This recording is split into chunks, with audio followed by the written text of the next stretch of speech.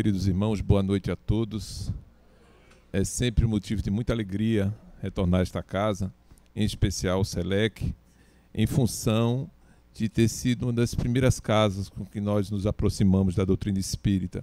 É bem verdade que não foi aqui que nós formamos a nossa consciência, não foi aqui que nós estudamos para os trabalhos, mas as primeiras casas visitadas, uma delas foi o SELEC. Então é motivo de muita alegria, eu sempre falo isso quando venho aqui, porque é sempre um prazer a gente ver que ao longo de toda essa história, essa casa sempre esteve assim repleta, né, com a assistência de muitas pessoas, e a gente fica muito feliz por isso, porque já fazem quase 30 anos, né, dessa jornada. Então a gente vê que é um trabalho que tem dado frutos, é um trabalho que persiste, e a gente fica feliz de poder contribuir um pouquinho com esse trabalho. Hoje, em especial, a casa nos pede para comentar acerca de um tema bastante interessante, contido no capítulo 10 do Evangelho segundo o Espiritismo, né? Bem-aventurados os misericordiosos. E antes mesmo que a gente fale propriamente do assunto, é importante lembrar de que as bem-aventuranças apresentadas por Jesus no Sermão do Monte, elas não foram colocadas de forma aleatória. Se todos puderem lembrar, são 9 bem-aventuranças, e cada uma delas é sequência da outra, como se fosse uma escada ascensional, onde cada uma precisasse estar totalmente formada para que a outra começasse a se formar. E hoje nós vamos entrar num item que se refere a uma quinta bem-aventurança. Então o ideal é que, e eu acredito que a casa já deve ter trabalhado isso, as outras já tivessem sido trabalhadas em nossa consciência. Por quê? Porque no item 7 ele fala sobre perdão. Jesus, tendo observado que os judeus à época dele levavam oferendas ao altar, como sendo presenteando a Deus, para buscarem ali os seus perdões, buscarem ali seus ressarcimentos junto a Deus, ele se aproveitou daquele instante e não fez nenhuma crítica àquele hábito, mas aproveitou aquela oportunidade para dizer que era muito mais interessante que, antes mesmo deles depositarem no altar a sua oferenda, que cada um buscasse na sua consciência se teria uma necessidade de buscar a reconciliação com alguma pessoa, e se assim o tivessem, fosse buscar essa reconciliação, se acertasse com essas pessoas para poder daí, em seguida, fazer a sua oferenda.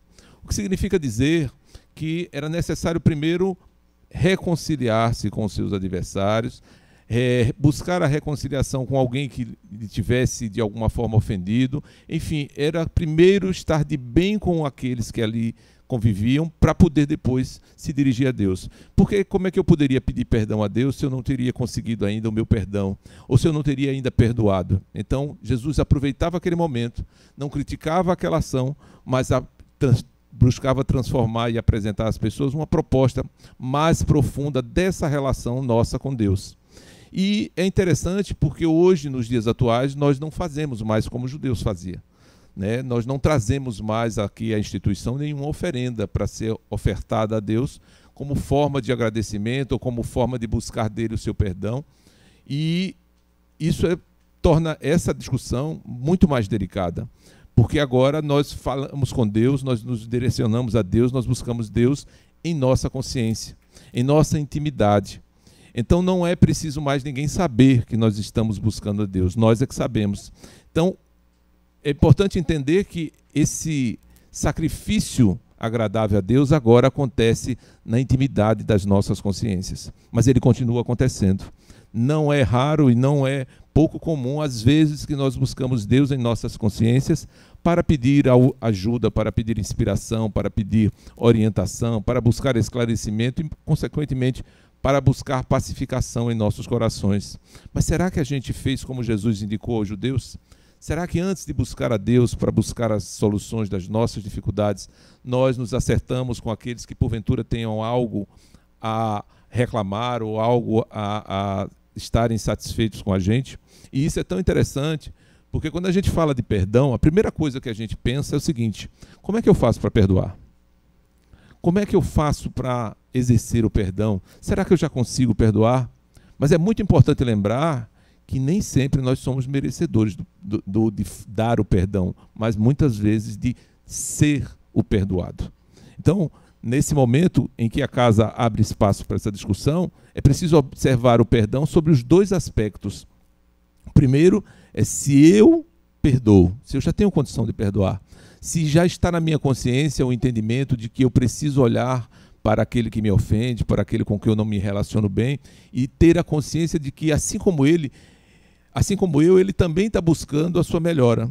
E, consequentemente, ainda não alcançou o entendimento que eu alcancei, ainda não compreendeu as coisas da vida e de Deus como eu entendi, e merece de mim não o meu ódio, não o meu ressentimento, mas o meu perdão a partir de uma compreensão.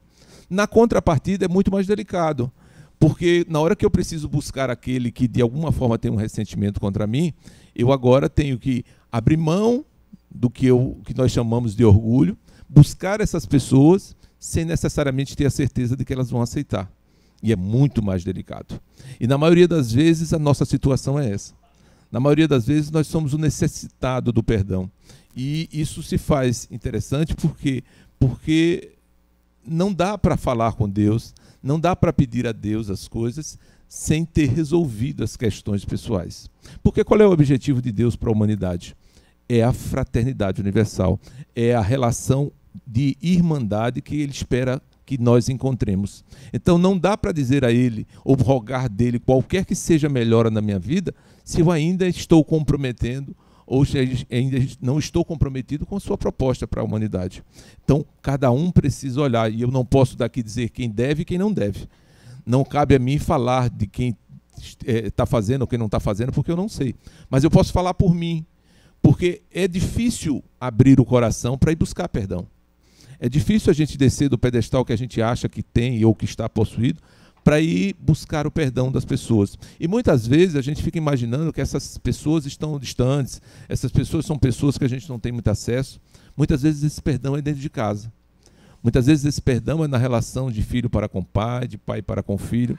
Porque no âmbito das relações, muitas vezes nós falamos coisas com as melhores das intenções, mas necessariamente aquele que escuta não está predisposto a receber ou a observar dessa forma.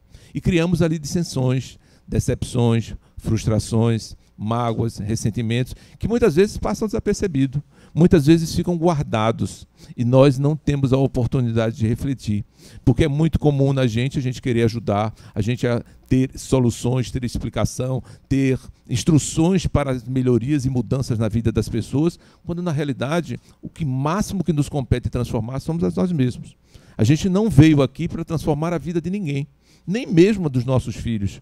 Nós viemos aqui transformar as nossas vidas. E em transformando as nossas vidas, consequentemente, nos tornamos exemplos, modelos, propostas para a mudança da vida das outras pessoas. Mas nós só vamos conseguir mudar a nossa. Por mais que a gente queira, por mais que a gente ame, por mais que a gente deseje modificar, cada um tem a sua responsabilidade. Cada um tem o seu momento, cada um tem a sua oportunidade de conhecimento, de reflexão e de decisão de mudança.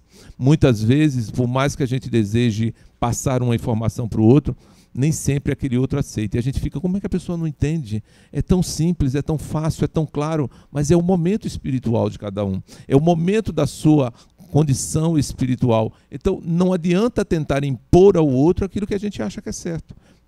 Cabe-nos fazer aquilo que é certo para nós e nos tornarmos exemplos, nos tornarmos instrumento da espiritualidade em ajuda ao outro, porque conhece toda a realidade e sabe como chegar, do que simplesmente a gente se posicionar como o solucionador ou alguém que vai trazer a resposta final para os problemas alheios. E isso é muito delicado, principalmente nos dias atuais. Nos dias atuais, onde as pessoas estão cada vez mais disputando espaço para ter razão, cada vez mais buscando espaço para ter a última palavra, para fazer com que as suas ideias prevaleçam. Haja visto que nós temos no cenário, observado no cenário nacional, das discussões políticas, das discussões de futebol, das discussões das coisas mais banais possíveis, onde o outro tira a vida do outro por causa de um jogo de futebol, onde alguém desmancha uma amizade de longas datas por opiniões políticas. Isso mostra o grau de aceitação que nós estamos perante o outro. A intolerância prevalece em nossa atualidade em função daquilo que eu não aceito que o outro pense diferente de mim. Como é que eu posso falar de perdão? Como é que eu posso falar de um sacrifício agradável a Deus, que é a conciliação, o entendimento entre as criaturas no momento atual? Cabe-nos fazer a nossa própria avaliação. Então eu não vou mudar a sociedade que está aí fora, infelizmente não vou, mas posso diminuir o peso dela perante o grande projeto divino, modificando a mim, revendo esse conceito. Por isso a gente entende que é sempre importante falar de perdão. Eu tenho certeza que os que frequentam há muito tempo aqui a casa, sempre, vez por outra, esse tema volta à baila. Mas é fundamental, porque nós não conseguimos ainda.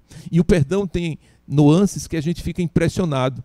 Para que a gente possa ter um exemplo, se essa criança que está ali dormindo agora, chegasse aqui para mim agora, estirasse a língua, ou fizesse qualquer gesto desagradável a mim, como é que eu faria? Será que eu iria revidar? Será que eu ia ficar com raiva? Não. Eu iria entender que era uma criança, que de uma certa forma não sabia o que estava fazendo. Mas se fosse a mãe dela que fizesse isso comigo, como é que seria? Será que eu entenderia da mesma forma? Se fosse o pai que fizesse qualquer gesto para comigo, será que eu entenderia? Para a gente ver como é que são as coisas, como é que são as coisas das relações. Quando alguém está inferior a gente, quando alguém está lá embaixo, a gente entende, a gente interpreta. Mas quando alguém está no mesmo nível da gente, a gente é incapaz de tolerar. A gente é incapaz de entender. E eu não sei, poderia ser uma atitude por uma dificuldade de compreensão da vida, por uma dementia, por qualquer coisa que fosse. Mas não, a primeira reação é porque mexeu com o meu brio, me ofendeu, me magoou, me chateou e merece de mim ressentimento. Imaginemos se Deus olhasse para a gente assim. Graças é porque Ele olha para a gente como uma criança que estira a língua para a gente ou faz qualquer gesto. Como alguém que não tem consciência do que está fazendo. Por isso é que Ele não deixa de conclamar a gente, através das casas, através das nossas casas de orientação, para que a gente possa estar sempre persistindo nesse assunto. O perdão ainda se faz muito longe da gente. Como eu falava no começo para vocês, as bem-aventuranças, ela pressupõe uma escada ascensional. E a primeira bem-aventurança são os puros, os pobres do espírito. O que significa dizer os humildes. Então, nós estamos falando da quinta bem-aventurança, que é a misericórdia. Se a gente não conseguir conquistar ainda o primeiro degrau, que é da pobreza do espírito, da humildade, como é que a gente pode estar discutindo hoje o quinto degrau? Como é que a gente pode estar trabalhando, discutindo, analisando? Então, quando eu olho para esse tema hoje, eu fiz a conta ao contrário. Como é que está o meu primeiro degrau? Será que eu já estou na condição de me considerar, ou já estou a caminho de me tornar um pobre de espírito, uma pessoa humilde? Para que eu possa entender, porque o segundo é bem-aventurados os que sofrem. Se eu não tiver humildade para sofrer, eu vou reclamar. Eu vou ficar insatisfeito. Vou achar que não sou merecedor. Por que comigo e por que não com o outro? Por que comigo e não com o meu vizinho? Então eu não tenho humildade. Então vejamos que para que a gente possa conquistar esse passo, nós precisamos voltar no degrau. Então falar do perdão hoje, eu preciso ir lá no primeiro degrau. Como é que eu estou com relação à humildade? A minha humildade. Não é a humildade das pessoas, não é a humildade de vocês, mas a minha. Será que eu já sou capaz de me colocar a ponto de entender o outro, de achar que eu não sou a última pessoa ou a última palavra, ou que já sou, por ter 30 anos de doutrina espírita, domino tudo, já tenho autoridade sobre o assunto? Será que eu ainda estou aberto a aprender com qualquer um que fala comigo, com qualquer um que traz a sua experiência, ou ainda estou no patamar do orgulho? Se eu ainda estou lá, falar de perdão aqui é muito difícil. Porque qualquer graça, qualquer piada, qualquer brincadeira feita comigo que me desagrade, eu vou criar ressentimento. Logo, eu não vou perdoar. Vou ter muita dificuldade de perdoar. Então, eu preciso fazer esse processo. E aí, cada um precisa fazer o seu. Voltar nessas bem-aventuranças, no primeiro degrau. Já estou na condição de humilde? Já. Deixa eu ver se eu já posso me considerar alguém que suporta a dor, ou que entende a dor como algo benéfico ao nosso crescimento. Ou ainda sou aquela pessoa que, através da dor e do sofrimento, eu ainda estou reclamando de Deus, reclamando das pessoas, culpando as pessoas, quando na realidade as minhas dores me são colocadas de acordo com as minhas obras. Sejam dessa encarnação ou das reencarnações anteriores. Tudo isso pressupõe uma análise, pressupõe uma observação da minha vida como um todo. Então, hoje eu preciso olhar a minha vida como um todo. Então, quando o SELEC hoje propõe falar de perdão como sendo um sacrifício agradável a Deus, é porque ele pressupõe que eu abra mão do meu orgulho, que eu me utilize da minha humildade, que eu entenda a dor alheia ou a agressividade alheia como algo necessário ao meu aprendizado. Como é que eu posso avaliar se eu tenho humildade, se eu não sou orgulhoso, se eu não tiver o agressor, se eu não tiver quem me ofenda, não vou saber se eu estou preparado para isso ou não. E assim sucessivamente. Então, cada um aqui pode fazer essa análise. A gente fica imaginando muitas vezes que essas propostas, elas estão vinculadas a pessoas já num patamar diferente, pessoas que estão numa condição diferenciada. E aí os exemplos são muitos, né? E quando nós nos impressionamos com Chico, com o Divaldo, com o Ivan Dulce, com Madre Teresa e tantos outros que têm uma trajetória de dedicação, de entrega dentro desses preceitos propostos por Jesus, mas eu fico analisando a minha, mas eu não tenho condições. Eu ainda estou longe disso, ou eu não sou um espírito nessa condição. E é tão comum a gente fazer isso, porque a gente imagina que a obra de Deus em nossas vidas se opera quando a gente puder atender uma multidão. Mas a obra de Deus está pressuposta, muitas vezes, na missão que a gente tem com relação aos que moram dentro da nossa casa. Então eu preciso ter humildade para lidar com as pessoas da minha casa. Eu preciso entender a dor e compreendê-la para poder lidar com os que estão dentro da minha casa. Muitas vezes a minha obra é só com aqueles 5. E eu estou desempenhando bem com aqueles 5? Não. Mas por que eu não estou? Se eu acho bonita a obra de Chico, se eu acho bonita a obra de Madre Teresa, por que eu não posso fazer a mesma conduta, ter a mesma conduta, o mesmo comportamento e a mesma intenção com os que moram na minha casa, com os que trabalham comigo, com os que convivem comigo na instituição? É necessário observar, é necessário utilizar, porque a gente imagina que isso não tem, vamos dizer, peso, não tem uma referência perante Deus, mas tem muita. A nossa missão aqui de transformação é individual, independente de quantos ela vai atingir, independente de quantos eu vou dividir essa mudança, essa transformação, mas ela precisa acontecer. E eu não posso avaliar e aplaudir o crescimento, a transformação dos outros, esquecendo de mim mesmo. Não, agradeço, me inspiro, e Madre Teresa mesmo tem um momento da vida dela bastante interessante, narrado por Divaldo, que me serve de muita inspiração. Muitas vezes a gente está reclamando de pequenas dores, de pequenos momentos, de pequenas dificuldades que são superáveis na nossa vida, e eu me lembro do que Divaldo conta, de que em determinada oportunidade a Mansão do Caminho, nessa época de Natal, ou posterior ao Natal, recebeu uma carreta, um caminhão lotado de panetone. E nessa oportunidade, ele viu que aquela quantidade de panetone seria muito aquém do que a Mansão do Caminho precisaria. Então, a sobra ele resolveu dividir com as outras instituições. E se comprometeu com as pessoas que iriam fazer essa entrega, de quando fosse para a instituição de Mandúcia, ele acompanhar. Porque eles eram muito amigos, continuam sendo, mesmo ela estando no mundo espiritual, mas continuam amigos. E ele gostaria de aproveitar para fazer uma visita. E quando ele chegou lá, ele observou a Irmã Dulce sentada numa cadeira de madeira, respirando com muita dificuldade. Quem sabe a história de Irmã Dulce sabe que ela tinha muitos problemas respiratórios, respirava com muita dificuldade. E ali, ele observando, disse: irmã, pelo amor de Deus, como é que a senhora fica numa cadeira como essa? Eu vou conseguir para a senhora uma cama hospitalar. Vou falar com as pessoas que eu conheço, que nos ajudam, e a gente vai conseguir uma cama hospitalar para a senhora, daquelas que reclinam, que a senhora pode ficar sentada e tudo mais. Ela disse: meu filho, essa cadeira aqui é a minha alegria. Ele disse: mas como assim? Ele imaginou que a posição que a cadeira dava ajudava no processo respiratório. Ela disse: não, não é isso. É porque todas as pessoas que vêm me visitar aqui e me veem nessa cadeira ficam abismadas e eu pioro. E as pessoas dizem: minha irmã, eu vou trazer uma cama hospitalar para a senhora. E com essa cadeira eu já montei 2 enfermarias, estou na metade da terceira e não saio da cadeira. Vejam como são as pessoas, veja o olhar. Ela não estava preocupada com a dificuldade respiratória dela. Ela não estava preocupada em melhorar, em estar numa condição melhor. Não, ela estava preocupada com aquelas pessoas que vinham ao seu hospital reclamando de uma unha encravada, revoltadas com Deus, enquanto ela estava ali respirando com muita dificuldade, com muitas necessidades. Então vejamos que esses exemplos fazem a gente refletir. E eu comecei a pensar: como é que eu me comportaria diante de uma cena dessa? Será que eu estou lá em casa reclamando de tudo e do resto, de alguém que não bota a toalha no lugar, de alguém que não bota a chinela no lugar, enquanto na realidade eu tenho outras coisas para me preocupar? Por quê? Porque muitas vezes uma sandália fora do lugar não transforma a vida de ninguém, mas uma discussão no lar transforma. E muitas vezes aquela atitude que a gente acha, né, desnecessária, que a gente se revolta, que a gente se irrita, ela pode criar um clima desagradável dentro de casa, de filho para com pai, de pai para com filho, de mulher para com marido, de marido para com mulher, destruir uma relação familiar. Então, o exemplo de Irmã Dulce tem muita referência para mim por conta disso. Eu começo a olhar para a minha vida e dizer assim: como é que eu estou diante das minhas dificuldades? Como é que eu estou diante das minhas dificuldades em relação aos problemas dos outros? Aqueles que convivem comigo, meu filho, meus filhos, minha esposa, meus vizinhos. Como é que está o meu chefe no trabalho, meus colegas no trabalho? Como é que está a minha relação? Será que eu consigo enxergar a vida sobre a ótica dela? Ou ainda estou somando as fileiras daqueles que só reclamam? Então vejamos que a gente tem muito a refletir em nossa vida sobre assuntos que a gente julga muitas vezes banal. Ah, mas eu perdoo.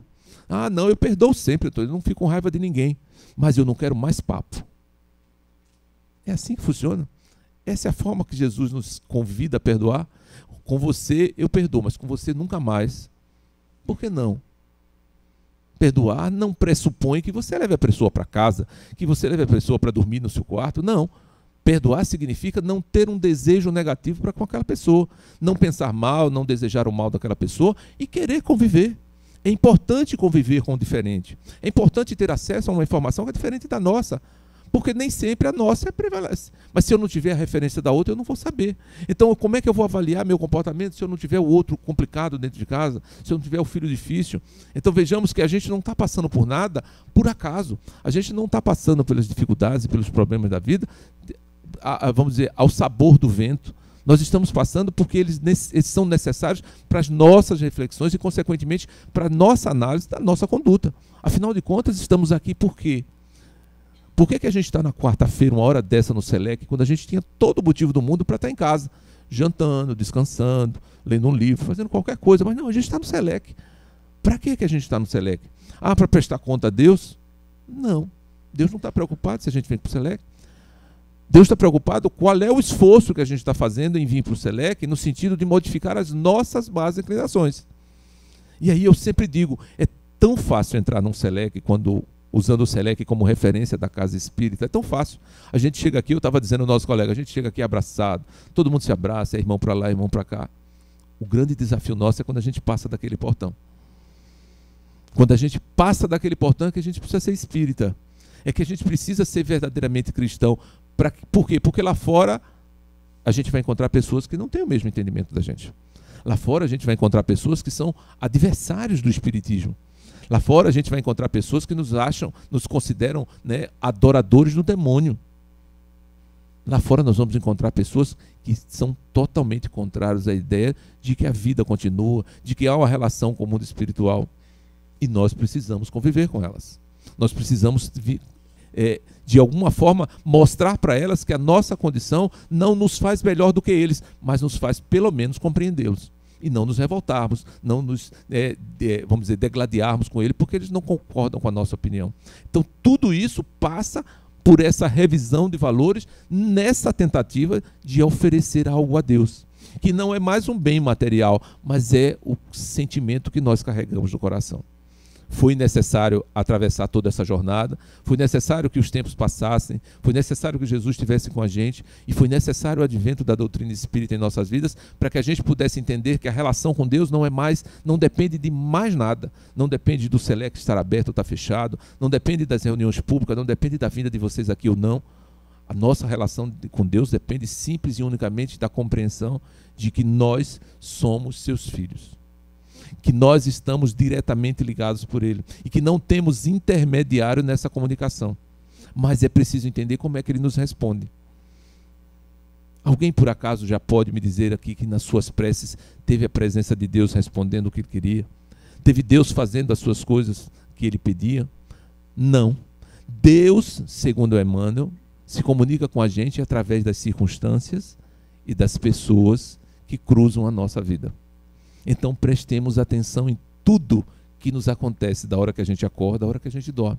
As pessoas que chegam a gente, as circunstâncias que nos acontecem, porque é Deus tentando nos dar informação.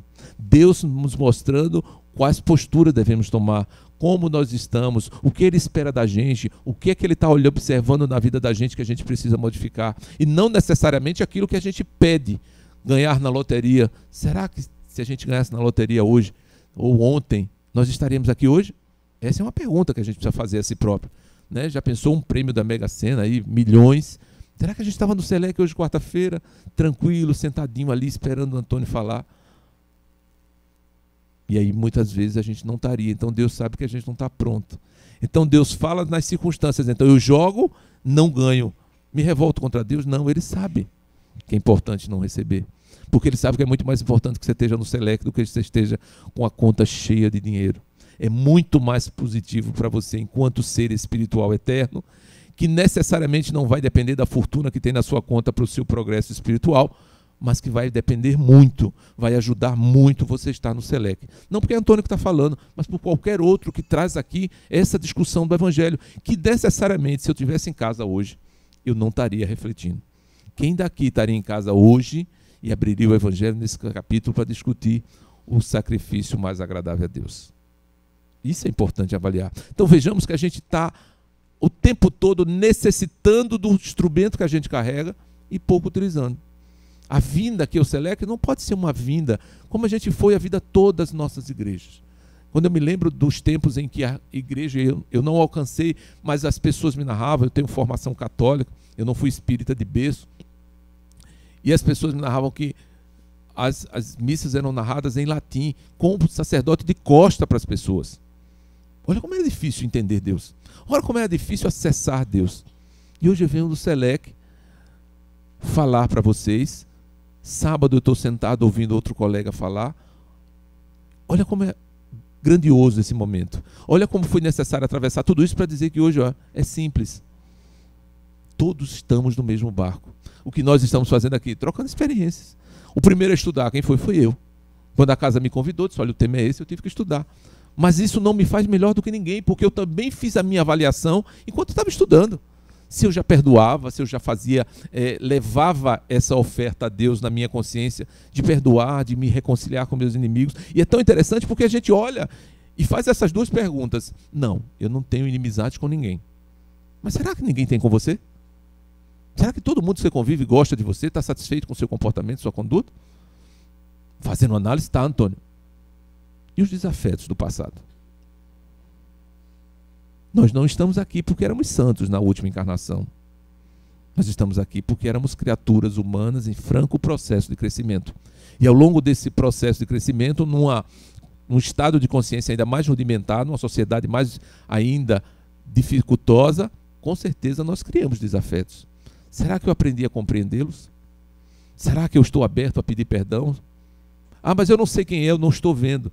Mas a gente sente a vibração. Tem dia que a gente está tão para baixo. Está tudo bem, eu não estou devendo a ninguém, estou com as contas pagas, estou com o trabalho em dia, estou com tudo organizado. Mas eu acordo tão para baixo, acordo assim com aquela sensação de que não está legal. Muitas vezes é a presença de alguém que não gosta de mim.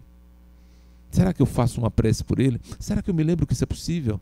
Será que aquele desgaste, físico muitas vezes não tem a relação com alguém que está olhando para a gente, se sentindo revoltado porque está achando que eu não modifiquei? E isso é muito mais delicado, porque se ele me vê e achar que eu já reencarnei e achar que eu estou bem, porque eu tenho uma família, porque eu tenho um trabalho, mas se ele notar que eu ainda estou do mesmo jeito, é muito mais complicado.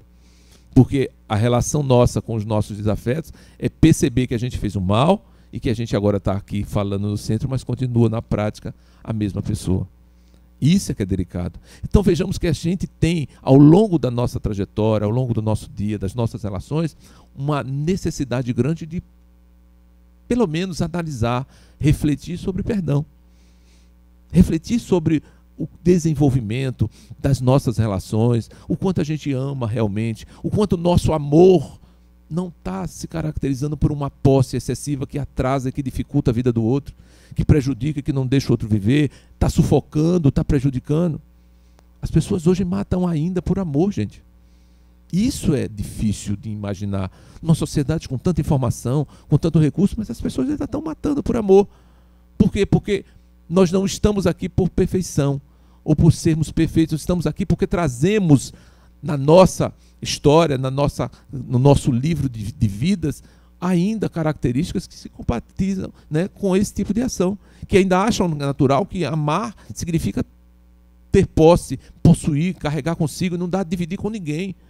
E isso tem gerado para a sociedade grandes transtornos e necessita do melhor e mais difícil dos perdões. Perdão de nós mesmos. É a terceira fase. Eu tenho o perdão das pessoas que me fazem mal, tenho o perdão das pessoas que eu faço mal, mas eu tenho o perdão para comigo. Será que eu me perdoo por ser quem eu sou? por ainda ter dificuldades de vencer determinados obstáculos? Será que eu olho para a minha vida e ainda analiso sobre a ótica de me perdoar, de reconhecer que ainda sou falho, que não sou perfeito, e ao invés de ficar com raiva de mim, ou me achar a pior pessoa do mundo, me deprimir, me trancar no quarto e muitas vezes me suicidar, se eu sou capaz de me perdoar e me dar uma nova chance, de entender que como filho de Deus eu tenho toda a oportunidade do mundo, porque eu tenho a eternidade, que tudo não vai se resolver agora, mas é preciso começar, e eu posso começar agora. Posso não começar pelo perdão, mas eu posso começar pela compreensão do outro. Posso começar pelo olhar para a minha vida e analisar que existem coisas difíceis que eu estou atravessando, mas existem outras coisas muito boas. Será que a minha vida é só de desgraça, não tem nada bom? E por mais que a gente enxergue assim, tem algo que a gente não pode esquecer. Nós tivemos a chance de reencarnar. E essa chance é uma benesse fantástica. É uma benesse da qual nós deveríamos nos agradecer todos os dias, estarmos reencarnados, nos dias atuais. Porque nesse processo em que estamos vivendo, e os espíritos nos mostram, de transição, cada oportunidade de reencarnação é uma oportunidade de autoavaliação de si próprio, de oportunidade de vivências e experiências necessárias a qualificar o nosso estado espiritual, ou pelo menos dar a chance de mostrar que nós merecemos já um mundo regenerado. Quem não quer estar num mundo regenerado onde predomina o bem? Nós estamos num mundo de provas e expiações onde o mal predomina. Quem me diria que não queria estar num mundo de regeneração onde o bem predomina? Mas eu estou capacitado para isso? Será que ao longo do meu dia prevalece mais o bem do que o mal? Será que eu sou muito mais benevolente do que maldoso? E quando eu falo de maldade, não é só a atitude em si, mas o pensamento. Porque muitas vezes nós vemos ou avaliamos o nosso comportamento quando a gente vê uma cena que chama atenção negativamente para a gente. Quando alguém demonstra nesses vídeos maravilhosos que a internet nos traz, né, de alguém matando alguém, de alguém batendo em alguém, de alguém xingando alguém, de fazendo bullying. E a primeira sensação que a gente tem como pessoas cristãs é desejar para o outro a mesma coisa. É se indignar, é se revoltar, é esculhambar, chamar nome feio, desejar o mal. E isso ainda pressupõe a nossa ignorância. Porque na hora que eu faço assim, em que patamar eu estou? No de Deus para comigo, de mim para com a criança, ou do mesmo nível? Porque o mal é sempre o mal. Seja ele verbalizado, seja ele na prática, é sempre o mal. O bem sempre tem que prevalecer. E para que eu deseje estar no mundo de regeneração onde o bem prevalece, eu preciso ser uma criatura do bem. Então, quando eu vejo alguém que faz algo que me incomoda, que eu não acho justo, que eu não acho correto, entendamos que o outro ainda está naquele patamar. Qual é que eu posso ajudar, Antônio? O que é que eu posso fazer? Não me revoltar? Não, faça uma prece. Jesus nos deu o exemplo perfeito desse patamar, desse grau de entendimento do pacífico, que é um dos degraus das bem-aventuranças, e do pacificador.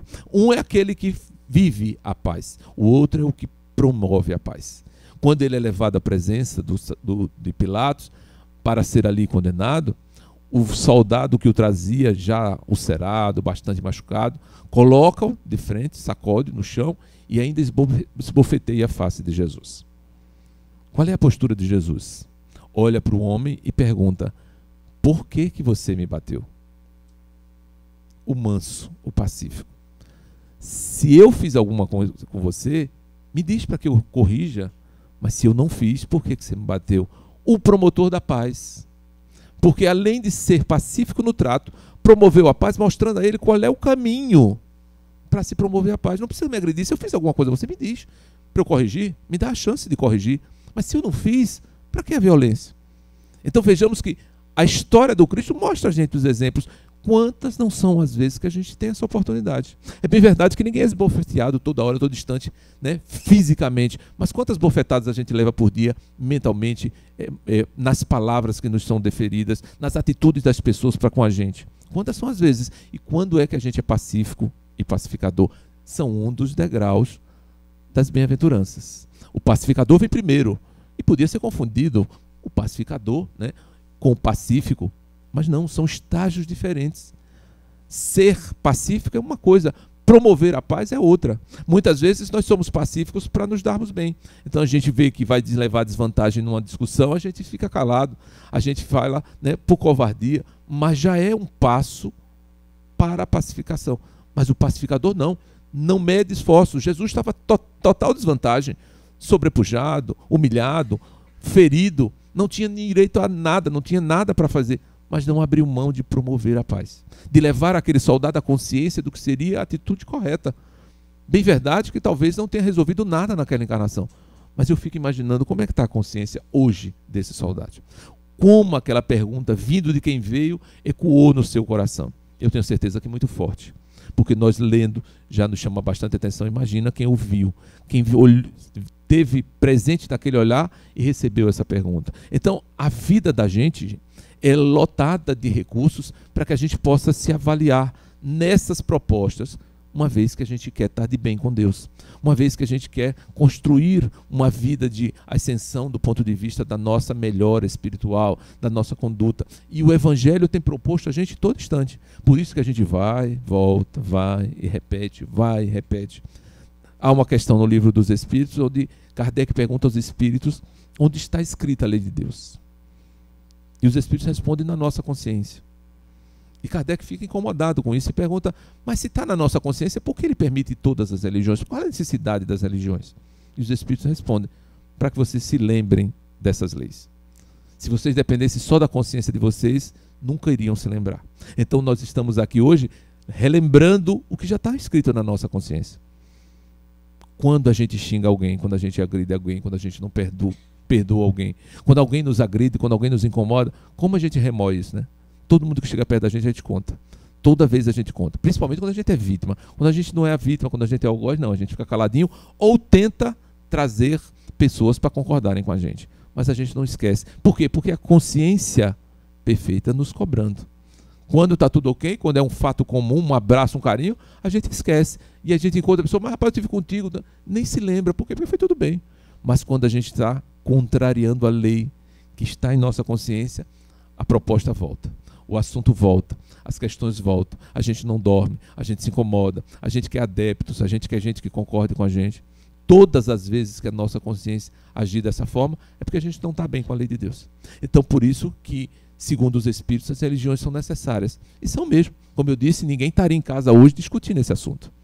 Com certeza não. Mas está aqui. E isso já demonstra que nós estamos agora nos movendo nesse sentido. Felizes aqueles que podem todo dia na sua casa abrir o Evangelho e fazer um estudo, uma reflexão, uma discussão. Mas a gente sabe que muitas vezes não é preciso. Então eu preciso do SELEC, eu preciso dessas portas abertas, dessa casa aberta, dos seus trabalhos, para que eu possa vir. Mas é bom. É bom porque à medida que eu venho buscando aprender, mas ao mesmo tempo eu vejo aqui várias camisas de colaboradores. Ou seja, foram pessoas que frequentaram, que entenderam a proposta e que se sentiram na necessidade de também contribuir, não só buscar, mas também contribuir. E eu tenho certeza que muitos aqui vão chegar nessa situação. E isso é muito bom, porque eu, além de vir buscar, eu agora estou repartindo o que eu tenho. É o que nós fazemos quando estamos aqui. Nós não chegamos aqui para lidar ou para dar norma de vida para ninguém, mas repartir experiências, trocar oportunidades, convidar a reflexão, dividir as experiências, né? O nosso irmão falava ali das dúvidas. Quantas dúvidas nós temos? E isso é bom. Por quê? Porque as dúvidas são necessárias para que a gente entenda o todo. Nós estamos falando de um Deus que é absoluto e nós somos relativos. É como se a gente quisesse entender o oceano por uma gota d'água. Não dá. É preciso ver a dimensão, é preciso olhar de cima, é preciso olhar num patamar para que a gente entenda o tamanho daquilo. E nós não conseguimos ainda vislumbrar Deus. Mas podemos ter sua ideia, podemos ter sua mensagem, podemos ter a sua proposta, na qual, no fim das bem-aventuranças, Jesus nos coloca. Sede perfeitos, como perfeito é o vosso Pai que está no céu. Então, a gente pode alcançar essa perfeição. E como é que faz?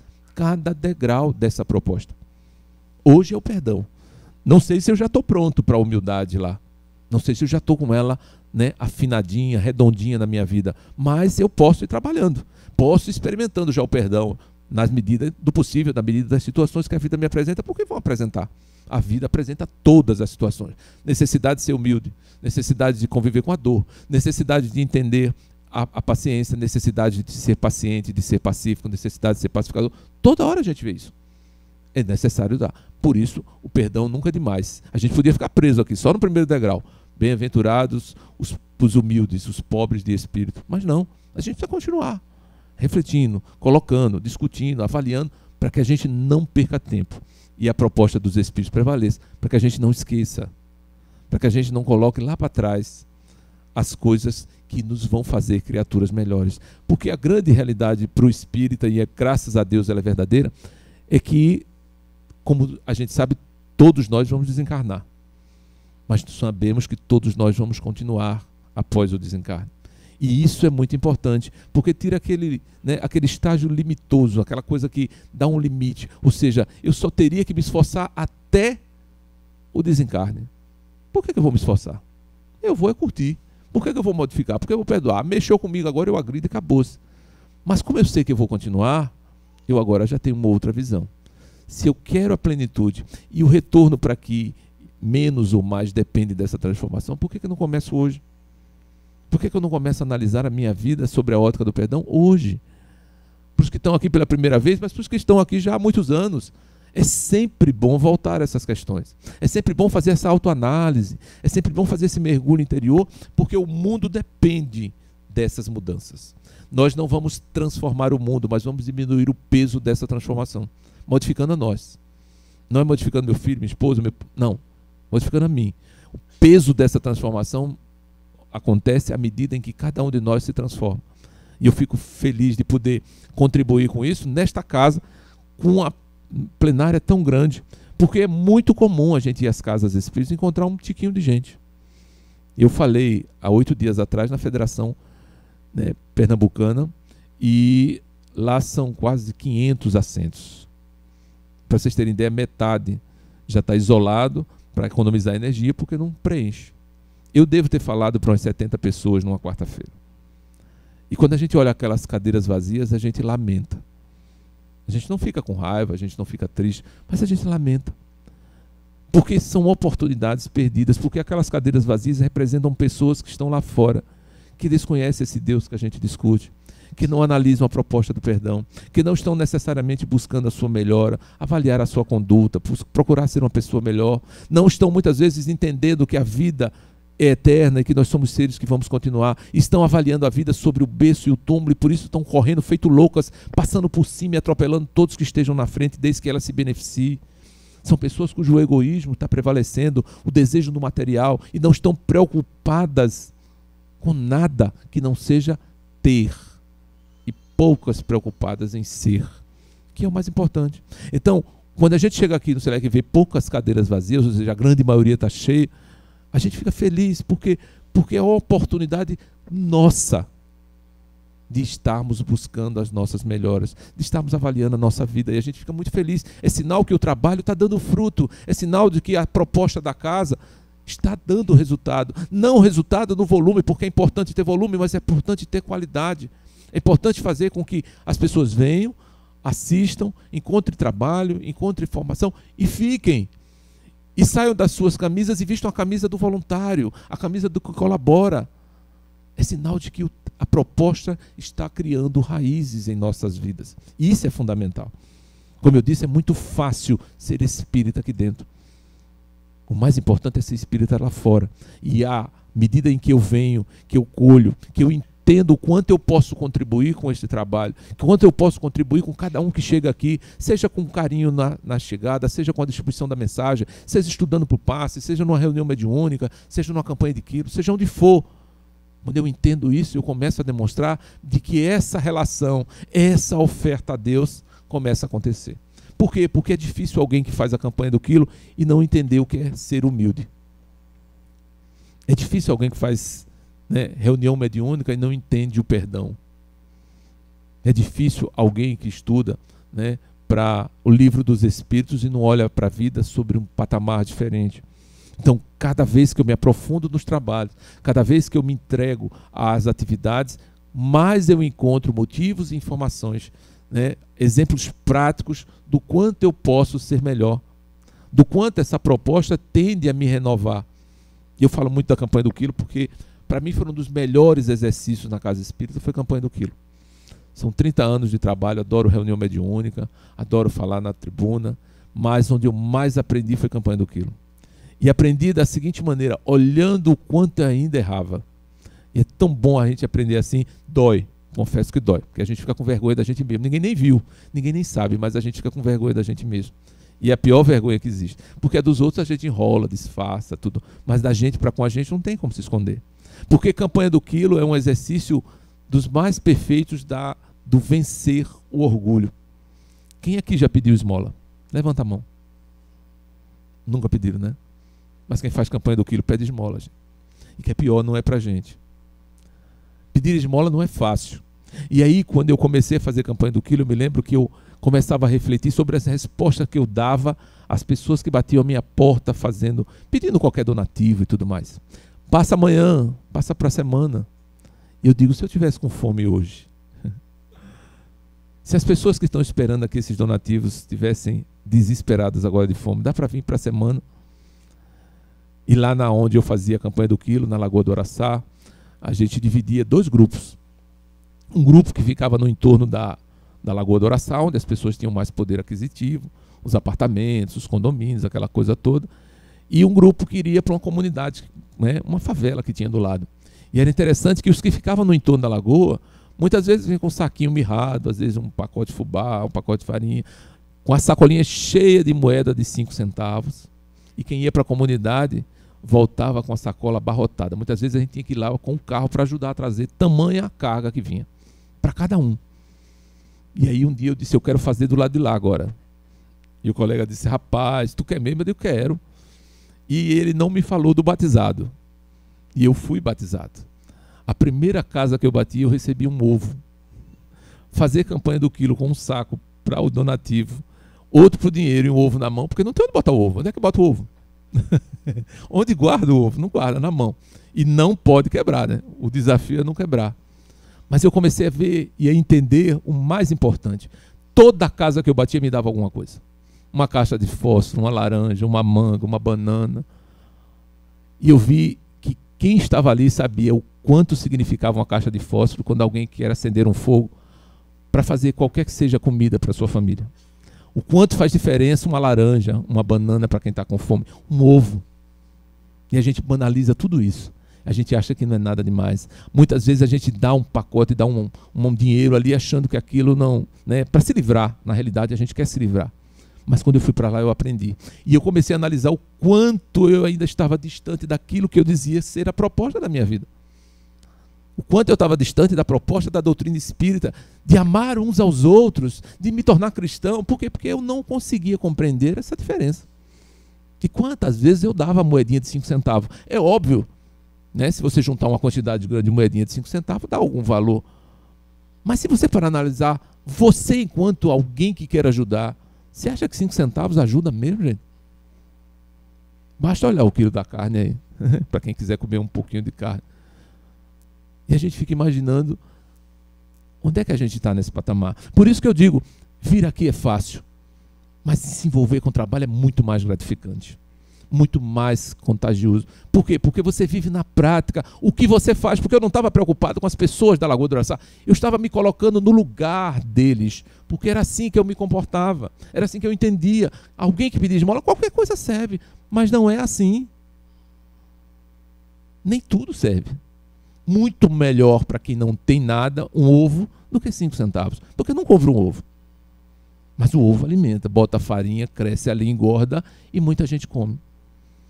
E era interessante porque a gente fazia sindicância, um tipo de levantamento anual para a comunidade que a gente atingia. Era uma comunidade ali na Estrada Velha do Paiol, ali por trás da Universo, na Imbiribeira, que hoje está urbanizada, muita gente já saiu de lá, mas na época tinha muita favela, muita casa pobre, muita gente necessitada. E nessa sindicância a gente foi fazer numa casa que ficava à beira do canal. Na época não tinha aquele canal organizado do shopping, ela ficava à beira daquele canal, desorganizado, aquela coisa toda. E morava lá uma senhora chamada Nita. Nita era uma pessoa que tinha problemas mentais, ela não tinha uma consciência equilibrada, era abusada na sociedade que ela vivia, tinha 4 filhos, 2 dementados, 2 normais. E eu cheguei na casa dela por volta de 2 horas da tarde, e ela estava com um fogareiro de lenha aceso, uma lata, dessas latas de tinta, bastante queimada já, uma água e uns pedaços de papel dentro. Eu digo, Nita, o que é isso? Ela disse, é sopa de papelão. Vocês já viram o que é sopa de papelão? São as pessoas que catam na porta das pizzarias, das lojas de comida, dos restaurantes, o papel melado de comida. botam dentro d'água, fazem uma sopa, era assim que ela alimentava os seus filhos.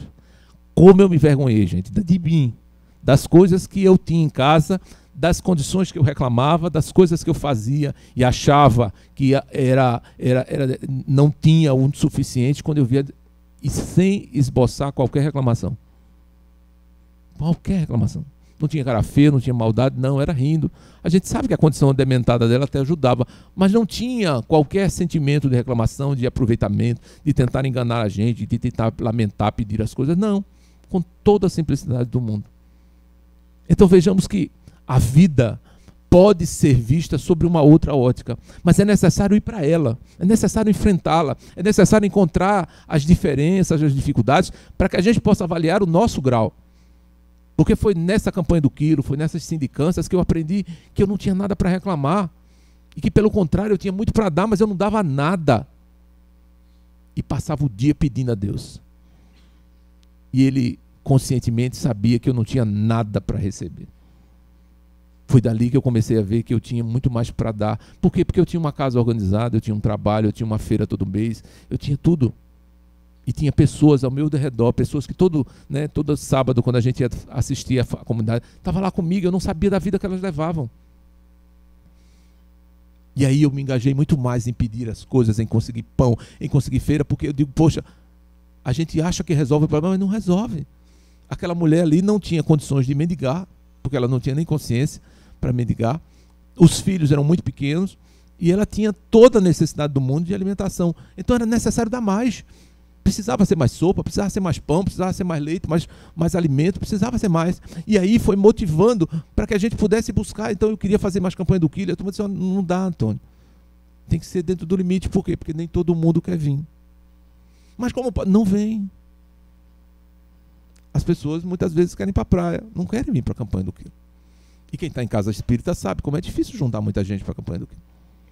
Mas muitas vezes as pessoas que se negam, um domingo, 2 horas, uma vez por mês, não tem ideia da diferença que podem fazer na vida de outras pessoas. E aí eu quero de Deus levar a minha oferenda para Ele no altar e dizer a Ele, Deus, muito obrigado, atende as minhas necessidades. Ainda bem que Ele não fala. Ainda bem que Ele não responde. Mas isso não é porque a gente não presta. Isso não é porque a gente não merece. E é assim que Ele olha para a gente, como uma criança que dá língua. Ele diz assim, você não sabe o que está pedindo. Somente. Mas não fica com raiva, nem tem necessidade de perdoar. Mas entende que vai chegar o dia em que eu vou entender. Ele sabe que chegaria o dia em que eu faria a campanha do quilo, que eu iria na comunidade fazer favela, para aprender. Como diz Emmanuel, as circunstâncias e as pessoas que passam pela sua vida são a forma que Deus encontra de se comunicar com você. E isso demanda um olhar muito profundo. Porque Ele fala das circunstâncias e das pessoas, mas tem um momento que Deus não fala nada, porque não tem ninguém nem acontece nada. Também são momentos importantes. E merece da gente a mesma observação. Então hoje a gente está falando sobre perdão, embora a gente tenha estendido para outras situações, mas estamos falando acima de tudo de transformação de criaturas falíveis, criaturas criadas simples e ignorantes, fadadas ao erro, mas que são merecedoras de oportunidade de estarmos encarnados. É uma dessas oportunidades de uma reconstrução, de uma revisão e de uma construção firme, consciente, madura, equilibrada acima de tudo, sem nenhum fanatismo, sem nenhum exagero, equilibrada, de um cristianismo em nossos corações. Essa é a mensagem que a gente queria deixar para vocês. Agradecer pela paciência, agradecer pelo convite da casa, aproveitar a oportunidade para desejar um Feliz Natal, um Feliz Ano Novo para todos, e que tenhamos sempre em mente que Ele nunca nos abandona, que Ele nunca espera de nós qualquer oferenda que não seja a nossa melhora, a conquista da nossa felicidade. Que assim seja para todos.